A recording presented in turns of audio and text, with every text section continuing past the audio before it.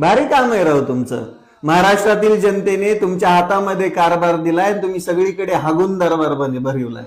ज्या गरीबाला फुकट उपचार भेटत होते ते बी बंद केले तुम्ही. बरं, तो गरीब आधी फुकट उपचार घेत नव्हता, पैसे भरून घेत होता.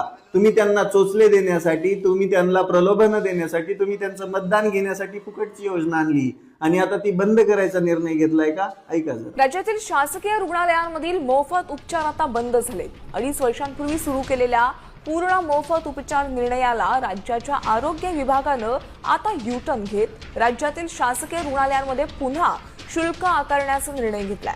प्राथमिक आरोग्य केंद्रांपासून जिल्हा आणि महिला रुग्णालयांपर्यंत नवे दर लागू होणार आहेत. बाह्य रुग्ण विभागातील केस पेपरसाठी 5 रुपयांपासून ते सांधा प्रत्यारोपण शस्त्रक्रियेसाठी 40,000 रुपयांपर्यंत शुल्क आकारले जाणार आहेत. पैसे घ्या ना तुम्ही, हरकत नाहीये. 5 रुपयाचा केस पेपर आहे ना, 10 रुपये घ्या.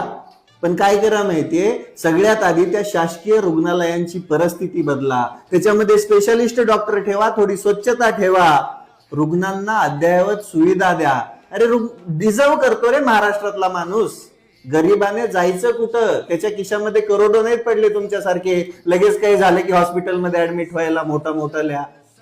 त्याचा आधार आहे शासकीय रुग्णालय, म्हणजे गरीब माणसाचा आधार आहे. आणि तो आधारच तुम्ही जर काढून घेत असाल तर तुमच्या एवढा डोमकावळा कोण असेल?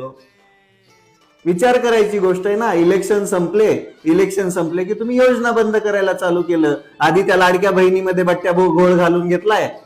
आता या शासकीय रुग्णालयामध्ये जे फ्री उपचार भेटत होते ते पण बंद करायचा निर्णय तुम्ही घेतलाय. बरं, आता तुम्ही पैसे घ्या, हरकत नाहीये, पण त्या शासकीय रुग्णालयांमध्ये रुग्णांना अद्ययावत सुविधा देण्यासाठी थोडेफार प्रयत्न करा. लोक तुम्हाला देवासारखं मानतील, नाहीतर लोक तुम्हाला जोडे मारायला कमी करणार नाही. तिब्बत गाताय मंतर म्हणतय, बोकाड पसरून हाव करते, डांग करते, लबाड लांडग डांग करते.